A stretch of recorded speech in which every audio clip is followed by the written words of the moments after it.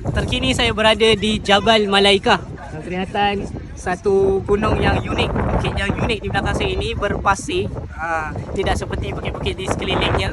Ini adalah gunung bukit di mana diturunkan para malaikat membantu Nabi Muhammad SAW dan tentera Islam dalam peperangan Badar.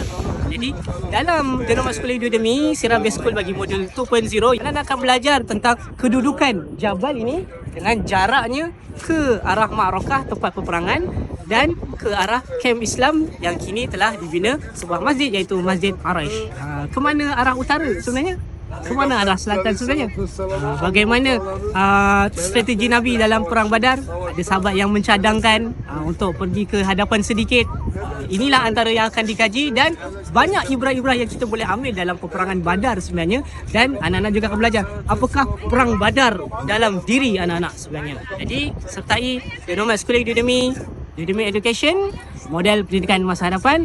Kehidupan adalah sekolah kerana kita belajar tentang kehidupan, kita belajar tentang sirah untuk kita ambil ibrah, bukan sekadar bacaan dan hafazan di atas buku teks semata-mata. Jadi bersama saya, Cikgu Yazan, guru pengembara demi sirah. Aku menggambar. Assalamualaikum.